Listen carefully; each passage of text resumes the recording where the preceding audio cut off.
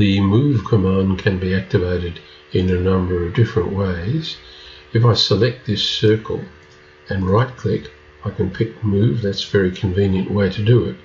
And I can specify a base point and then a displacement. So I'm asked for a base point now, so I'm going to pick the center of the circle, like so. I could equally have clicked on the handle that showed at the bottom of that line, and now I'm going to use relative coordinates. I'm going to use the at sign at 6.5 feet at an angle of 45 degrees, and let's deselect that. The circle, which was on top of the black circle here, moves to the end of that line. Let's Control Z and undo. You could of course pick the circle and right click and select move. You don't need to snap to a center of the circle, you just pick that central point. And when we get here, because polar tracking's on, you can see I'm going at an angle of 45, but at this point I need to find the end of that line. Number of ways to do that. Use the toolbar over here, or right click and use a snap override of endpoint, and we put it down.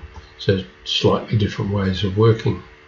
Of course you can initiate the move command sort of seamlessly and behind the scenes, and if symbols such as this have been set with a base point in the appropriate point, you can just click move and move things around.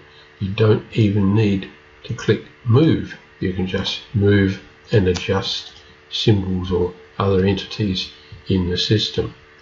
So the move command is easily reached, toolbar, drop down menu or whatever, and sometimes you don't even need to initiate the command. So we can use those polar coordinates, directional things. So in the metric environment, you might want to move a circle 3 meters at an angle of 90 degrees.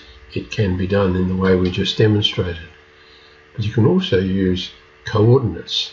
If you know the coordinates that you are working with, in this case I put a red point at coordinate 0, 0. That means x is 0, y is 0, and then I could draw a line if we had started the line command and go to coordinate x equal 5 and y equal 4. So let's do it. I'll take the L shortcut. For the first line I could use an O snap.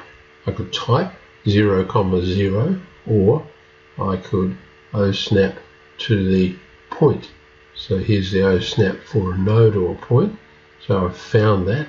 So that line is now anchored at 0, 0, and I could type coordinate 5 in the x and 4 in the y, and the line is drawn correctly. The same would apply in the metric area. You might want to draw a line from 0, 0 to 5,000, 4,000. You can also use the @ sign to advantage here. Let's do it again. I'll use L for line. I'll just start in any arbitrary point so that I'm not starting at 0, 0. So I don't actually know the coordinates of the endpoint, but let's say I want the line to be drawn using that system. So I can go at 5,